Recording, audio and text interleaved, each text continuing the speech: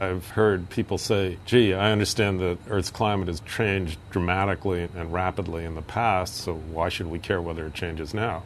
Well, the answer to that is very simple. We happen to be here now. Complex human societies exist on the planet now. And those complex societies have never experienced extreme and rapid climate changes. Telling the story of climate change is a real challenge in an exhibit for several reasons. First of all, it's an enormously complicated subject. It's not just the science of how the climate system works, but it's also the potential consequences of warming, our ability to adapt, our efforts at mitigation and policy. It brings up issues of how we're going to deal with our energy future. These are all interwoven, intertwined issues, and they all emerge when you start talking about climate change. The mission of the St. Louis Science Center is igniting and sustaining lifelong science and technology learning, because it's not just about kids anymore. We still need to get young people interested and excited about the future, but all of us need to be science literate. In fact, a third of our visitors are now adults who come by themselves looking for answers on the big issues that they read about on the front page of the newspaper every day.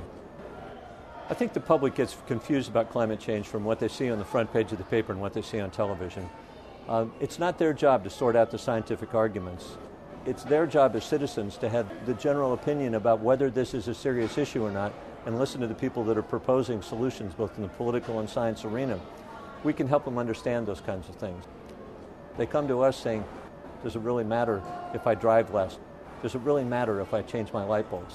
And what we're trying to do is give them the science facts as we know them, lay out the parameters, and then help them form their own opinions to be a responsible citizen. What I'm focusing on most recently is the chemistry of atmospheric particles, which play an important role both in public health and in climate change.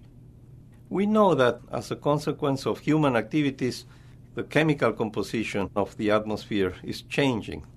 It's been strongly affected by emissions of greenhouse gases. We also know that the climate is changing all over the planet. Glaciers are melting, we have more intense hurricanes, we have droughts, we have floodings. The scientific community has reached a conclusion that these two observations are indeed connected. We're not absolutely certain that that's the case, but there's more than 90% probability, according to these very specific studies, that this is indeed the case. But fortunately, there are ways to reduce these emissions to the point that it's no longer as risky as it is today. I work at the Field Museum for the Division of Environment, Culture, and Conservation.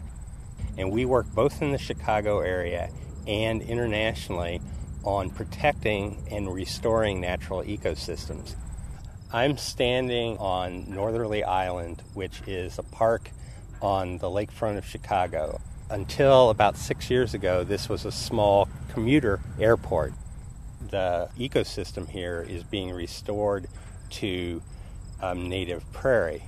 Internationally, we mainly work in Peru on a national park called Cordillera Azul National Park, which is a huge area, nearly the size of Connecticut, that protects a tremendous amount of tropical forest. When those forests get cut down and they're burned, carbon that was stored in the trunks goes into the atmosphere as carbon dioxide and contributes to global warming. The ice sheets covering Greenland contains a very unique record on the past climate. Every year snow falls on the Greenland ice sheet, and the following year it's covered by a new layer of snow. So when we drill ice cores down through the 3-kilometer thick ice, we get climate records reaching several 100,000 years back in time. The ice cores has told us a lot about the past climate, but one of the things that I find is the most unique is that as snow is compressed to ice, we trap air bubbles in the ice. So we have samples of the past atmosphere trapped in the ice core. So when we discuss how the greenhouse gases have been changing and how the levels have been increasing, it's always ice core data that's used, because before 1958, where the observation net has been established, we only have the air bubbles from the ice cores to tell us about the levels of greenhouse gases. 21세기 우리 인류가 해결해야 될 가장 중요한 과제는 기후변화라고 생각합니다.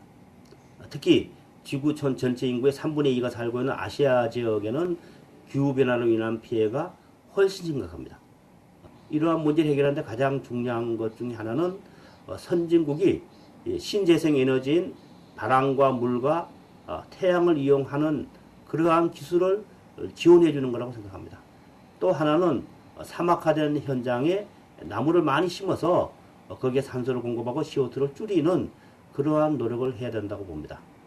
지구는 더 커지지 않기 때문에 우리의 생활 양식을 절제하면서 순환형 사회로 갈 수 있는 그러한 시스템을 만들어내야 된다고 생각을 합니다. 그렇게 해서 저는 작지만 아름답고 절제된 생활을 하면서 문화적인 쪽으로 가는 그러한 노력이 이 아시아 지역에서 더 확산되면은 저는 기후변화 문제도 해결할 수 있다고 생각합니다.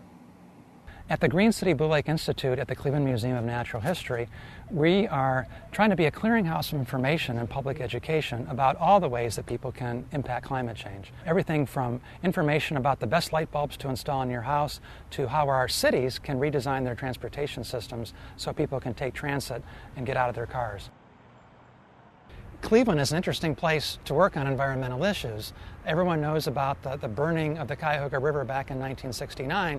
That helped to kick off the modern environmental movement and the Clean Water Act. The burning river is the icon that helped launch many environmental initiatives. We've come a long way since then. Now Cleveland is becoming one of the green cities of the future. We hope that the lessons we've learned here in Northeast Ohio can be applied around the world. On my own personal point of view, it's becoming very clear for scientists and also for the general public that climate change is already with us. It's caused by anthropogenic emissions. Humanity have some very important and very critical actions to take into several aspects to have a stable climate along this century. One of them is to reduce deforestation very strongly, especially in Amazonia. Another one is to reduce the emissions of fossil fuels very significantly if you wanted to have a stable climate in the future. I hope people come out with an understanding that the climate is already changing, that those changes are by and large due to human activity, the burning of fossil fuels, the cutting and burning of rainforests, and the emissions of carbon dioxide and other greenhouse gases. I hope they'll understand that the buildup of the gases in the atmosphere is largely irreversible in a human time frame, so decisions we're making today will affect our children, our grandchildren, and future generations for a long, long time to come. If we act promptly, we can, in all likelihood, stabilize the climate eventually at a level that will avoid dangerous outcomes. This problem is more than a scientific curiosity to me, after all. I take it personally because I love the environment, and I hate to see big chunks of it go down the drain because we're incautious about the junk that we're throwing into the atmosphere. And most of all, I have 2 young children, and I don't want to pass along a world to them that I myself wouldn't want to live in.